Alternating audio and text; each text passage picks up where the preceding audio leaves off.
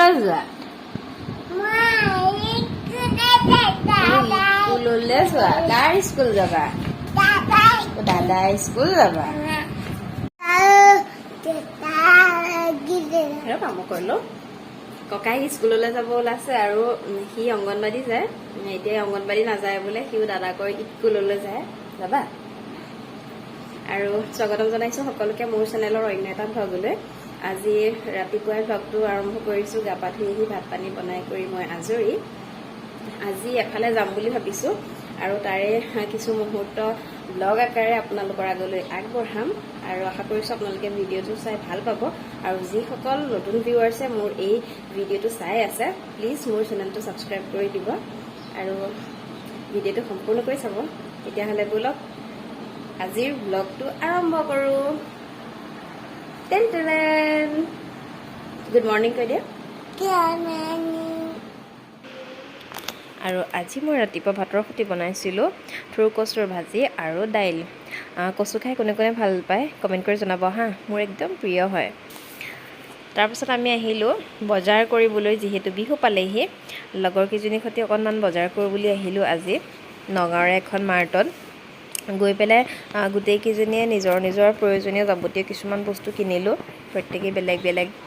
কাপোৰ ল'লে কোনোবাই প্ৰসাধন ল'লে কোনোবাই ঘৰৰ বস্তু ল'লে আৰু আমি বজাৰ কৰি মেলি লৈ এইয়া চাওকচোন একদম এটা মানে সাংঘাতিক আলোচনাত লাগি গ'লোঁ আৰু আলোচনাটো হ'ল মানে কি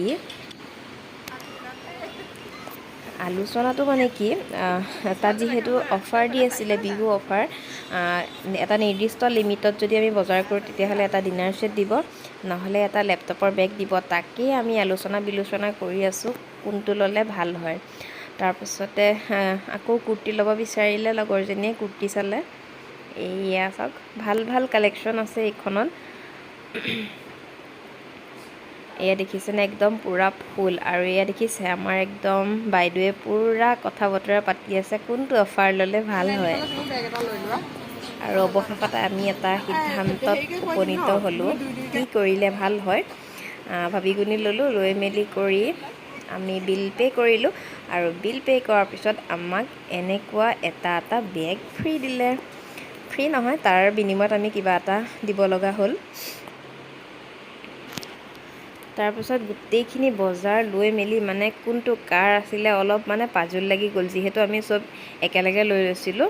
তাৰপিছতে এনেদৰে আমাৰ বেগ ল'লোঁ বেগ লৈ পেলাই নিজৰ নিজৰ বস্তুখিনি নিজৰ নিজৰ বেগত ভৰাই ল'লোঁ ভৰাই লৈ মেলি আমি এতিয়া ইয়াৰ পৰা ওলাইছোঁ আৰু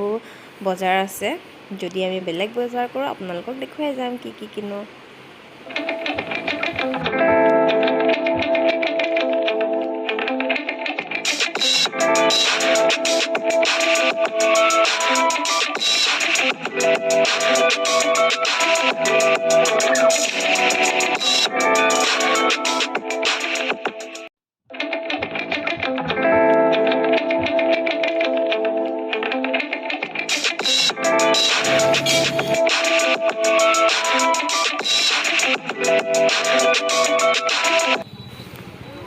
তাৰপিছতে বাহিৰত আহি ইমান গৰম আমি একদম থাকিব পৰা নাই সেয়েহে ভাবিছোঁ কুঁহিয়াৰ ৰস খাওঁ বুলি আৰু এইখিনিতে কিবা সৰু সৰু দোকান লগাইছে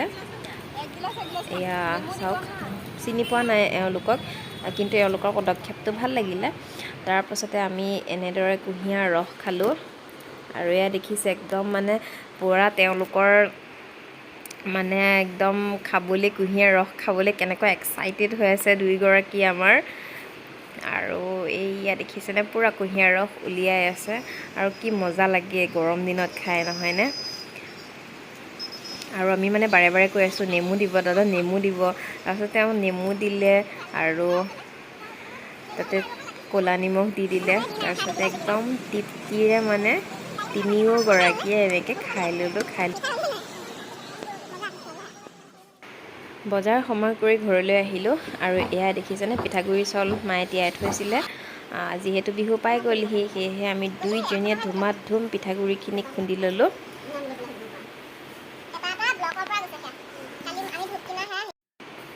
তাৰপিছত পিঠাগুড়িখিনি ভাজি কৰি লৈ এইদৰে লাড়ু বনালোঁ বিহু পালেহিয়ে, আমি একো যা যোগাৰ কৰাই নাই, আজিৰ পৰা লাগিছোঁ আৰু। তেতিয়াহ'লে বন্ধু বান্ধৱীসকল, মোৰ ভিডিঅ'টো চাই কেনেকুৱা পালে আপোনালোকে জনাব। কাইলৈ যিহেতু উৰুকা, গতিকে মই কাইলৈ ধামাকা ভিডিঅ' লৈ আহি আছোঁ। আৰু যদি মোৰ ভিডিঅ'টো চাই ভাল পালে তেতিয়াহ'লে প্লিজ ছাবস্ক্ৰাইব কৰি দিব নাপাহৰিব চেনেলটো। আৰু মোৰ ভিডিঅ'টো সম্পূৰ্ণকৈ চোৱাৰ বাবে আপোনালোকক বহুত বহুত ধন্যবাদ। তেতিয়াহ'লে